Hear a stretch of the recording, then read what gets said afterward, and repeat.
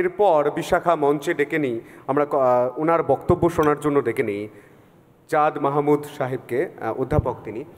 আপনার কাছে আমার একটা প্রশ্ন, যে বিশাখা যেমনটা বলছিল, প্রত্যেককেই বলছে যে এটা মানুষের স্বার্থে জোট হোক, মানুষের স্বার্থে জোট হোক, কিন্তু মানুষের স্বার্থে জোট যে হবে, জোটটা তো হচ্ছেই না। এই বছরটা ভারতবর্ষের জন্য খুব গুরুত্বপূর্ণ, তার কারণ এবার লোকসভার নির্বাচন, যেটা রিপাবলিকের চ্যানেলে দামামা বেজে গেছে। প্রথমেই একটা কথা বলি যে সজলদা ঠিকই বলেছেন যে আমরা এখন বিশ্বের পঞ্চম এবং আমরা তৃতীয় বৃহৎ অর্থনীতিতে উন্নত হচ্ছি। যেটা সজলদা এড়িয়ে গেলেন সেটা হচ্ছে অর্থনীতির আয়তনে আমরা পঞ্চম, আরও বাড়ছি, কিন্তু যদি আমরা পার ক্যাপিটা প্রতিজন পিছু দেখি, ভারতবর্ষের পজিশন 127 নম্বর থেকে 139 নম্বরে নেমেছে। আমেরিকা, যেটা হচ্ছে বিশ্বের 1 নম্বর দেশ, তার হচ্ছে পার ক্যাপিটা ইনকাম অ্যারাউন্ড $26,000, ইন্ডিয়াতে সেটা $2,000। এটাও মনে রাখতে হবে, আমি খালি মনে করানোর জন্য বলি। আজকের এই প্রশ্নে আসি। প্রশ্নটা হচ্ছে এই যে এই জোট সোনার পাথরবাটি নাকি এটা সময়ের দাবি। প্রথম কথা, আমি মনে করি এই জোট সময়ের দাবি, এবং এটা সময়ের দাবি শুধুমাত্র আপনাদের জন্যে। আপনাদের জন্যে মানে আমাদের জন্যে, যারা রাজনীতি করি না তাদের জন্যে। গণতান্ত্রিক ব্যবস্থায় আমাদের মূল্য যখন নির্বাচনের বৈতরণী পার করার ক্ষমতা আমাদের হাতে থাকে। যে কোনো দল, যে কোনো নেতা যদি নির্বাচন তার চেয়ে বড় হয়ে ওঠার চেষ্টা করে, সেটা হচ্ছে গণতন্ত্রের জন্য সবচেয়ে খারাপ। আজকে 5 বছর পর পর নেতারা আমাদের বাড়ির সামনে এসে, সজলদা হোক, সৈকত হোক, তারা এসে হাত জোর করে বলেন আমাকে ভোট দেবেন। তার কারণ তারা জানেন না নির্বাচনের ফলাফল কি হবে। যেদিন তারা জেনে যাবেন নির্বাচনের আগেই ফলাফল কি, সেদিন থেকে তারা আসবেন না। তাই যখনই কোনো দল কখনো এককভাবে প্রচণ্ড শক্তিশালী হয়ে যায়, সেটা গণতন্ত্রের জন্য খারাপ হয়। ভারতবর্ষের রাজনীতিতে আপনারাই ভেবে দেখুন, ইন্দিরা গান্ধী 1975 সালে এমার্জেন্সি ডিক্লেয়ার করলেন, তখন জোট হলো না। সে তো সোনার পাথরবাটিরই জোট ছিল, কিন্তু জোটটা কিসের বিরুদ্ধে ছিল? স্থায়ী সরকার দেওয়ার জন্য জোট ছিল না, জোটটা ছিল হচ্ছে দম্ভকে আক্রমণ করার জন্যে, আধিপত্যবাদী রাজনীতি, যেটা সৈকত বলছিল, তার বিরুদ্ধে। 415খানা এমপি পেয়ে রাজীব গান্ধী জিতেছিলেন। তারপর আমরা জানি 1984 সালে শিখ দাঙ্গা হয়েছিল, আমরা জানি তারপর নানান কাণ্ড হয়েছিল, আবার একটা জোট তৈরি হয়েছিল। যখনই শাসক, ইংরেজিতে একটা কথা আছে না, পাওয়ার করাপ্টস, অ্যাবসলিউট পাওয়ার করাপ্টস অ্যাবসলিউটলি। আপনি যদি চিরতরে ক্ষমতায় থেকে যান, তাহলে আপনার মধ্যে ঘুণ ধরবে, দুর্নীতি আসবে, এবং গণতন্ত্রের প্রয়োজনে অল্টারনেশন দরকার। প্রথম। দ্বিতীয়, আমাদের এই যে রাজনৈতিক ব্যবস্থা, এই ব্যবস্থাটার মধ্যে একটা বিচ্যুতি আছে। বিচ্যুতিটা এই যে আমরা একটা ব্রিটিশ ওয়েস্টমিনিস্টার সিস্টেম ফলো করি, যে ওয়েস্টমিনিস্টার সিস্টেমে যে এক ভোট হলেও জিতে যায় সে সব পায়, এবং কোনো দিন ভারতবর্ষে কোনো রাজনৈতিক দল 50% বেশি ভোট পেয়ে জেতে না। সব সময়ের ভারতবর্ষের রাজনীতিতে বিরোধী ভোটের সংখ্যাটাই বেশি থাকে।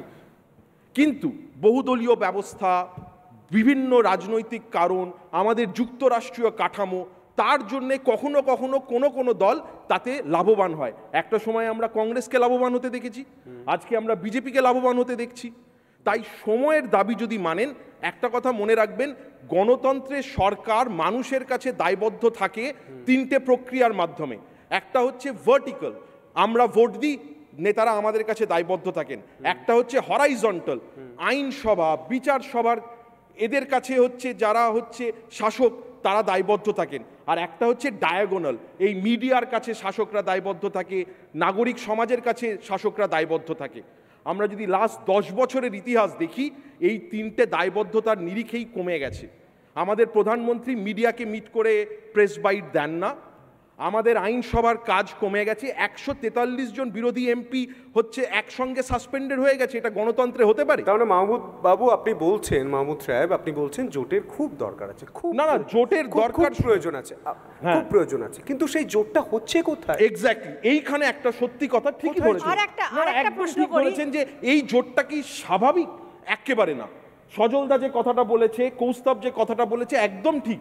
এই জোট স্বাভাবিক নয়। এই জোটটা হচ্ছে সময়ের কম্পালশন, তার জন্যই আমি মনে করি এটা সময়ের দাবি। একটা কথা বলি, আমি কৌস্তবের সাথে একমত। আজকে ভারতবর্ষের এই অবস্থা কেন? ভারতবর্ষের এই অবস্থা তার কারণ দুটো যে প্রধান মানে জাতীয় দল, সবচেয়ে বড়, আরও জাতীয় দল আছে, প্রধান জাতীয় দল, তার মধ্যে কংগ্রেস পার্টির অবস্থা খুব খারাপ। এটা গণতন্ত্রের জন্য ভালো না। এবং কৌস্তব যে দুঃখটা করছে এটা সঠিক, যে কংগ্রেস পার্টি যতক্ষণ না শক্তিশালী হবে, আজকে দাঁড়িয়ে কংগ্রেস পার্টি শক্তিশালী নয় বলেই এই জোটটা তাদেরকে করতে হচ্ছে। আজকে ভারতবর্ষে রিজনাল পার্টিগুলো, ধরুন তৃণমূল কংগ্রেস, ডিএমকে, বিজেডি, ওয়াইএসআরসি, যত তারা নিজেদের অঞ্চলে হচ্ছে বিজেপির সঙ্গে লড়বে, কিন্তু 250খানা সিট আছে যেখানে কংগ্রেস আর বিজেপির সামনাসামনি লড়াই হবে।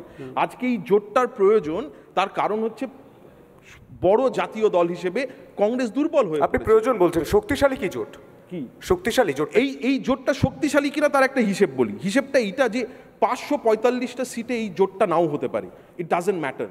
যেটা ম্যাটার করে, যদি 300টা সিটেও এই জোটটা হয় তাহলে কিন্তু ইলেকশনের রেজাল্ট অন্যরকম হবে। তার কারণ আমরা জানি যে বিজেপি অনেক সিটে, উত্তরপ্রদেশে কিছু সিট আছে যেখানে বিজেপি প্রায় 50%-এর কাছে সিট, মানে লোকসভার প্রতিটা দলের নিজ নিজ স্বার্থে জোট বলছে। প্রতিটা দলের নিজ নিজ স্বার্থের জোট, যেমন তেমন একটা মানুষের স্বার্থে নয়। মানুষের স্বার্থ তো গণতন্ত্রকে রক্ষা করা। একটা কথা বলুন তো, আপনি আজকে এই যে বেকারত্ব নিয়ে কথা হচ্ছে, বিরোধী জোটটা জিতে যায়, প্রধানমন্ত্রী কে হবে সেটা গোটা বাংলা মানুষ জিজ্ঞাসা করতে পারে না। আচ্ছা, আপনারা যে কেউ বলুন যে আমাদের এখন বেকারত্বের হার কি, মূল্যবৃদ্ধির হার কি, গ্যাসের দাম 1100 টাকা, জিএসটি 28 থেকে 30% ট্যাক্স, 20% থেকে 25% হচ্ছে ইউথ আনএমপ্লয়মেন্ট, মানে যারা হচ্ছে ইয়াং, যারা লেবার মার্কেটে ঢুকবে। এটা নিয়ে ডিবেট হবে না, এটা নিয়ে বিরোধীরাও তো বলছে না। তো ডিবেট হবে, এবং সেই জায়গা থেকেই প্রশ্নটা উঠছে। হ্যাঁ, সেই জায়গা থেকেই প্রশ্নটা উঠছে। আপনি আমি বলতে চাইছি যারা জোটের পক্ষে, তারা যাদের হাতটা ধরেছে, যারা এ রাজ্য থেকে রিপ্রেজেন্ট করেন, তারা তো সবসময় এটা দেখে থাকেন যে একদম ঠিক। তৃণমূল সরকারের রাজ্যে তৃণমূল এরকম করছে বলেই আমরা আরেকটা জোট দেখেছি, সেটা হচ্ছে সিপিএম কংগ্রেসের জোট। সত্যি তো, এই জোটটা যারা আজ থেকে 20 বছর আগে রাজনীতি করেছে পশ্চিমবঙ্গে, তারা কেউ কোনোদিন ভাবতে পেরেছিল কংগ্রেস আর সিপিএম একসঙ্গে হাত ধরবে? আজকে এই রকম একটা পরিস্থিতি, এই রাজ্যের পরিস্থিতি যদি আপনাদের মনে করায় যে সরকারের বিরুদ্ধে বিরোধী জোট হওয়া উচিত, তাহলে ভারতবর্ষের পরিস্থিতিতেও সরকারের বিরুদ্ধে সময়ের দাবি হচ্ছে একটা জোট হওয়া উচিত। মাহমুদ সাহেব, আমি আপনাকে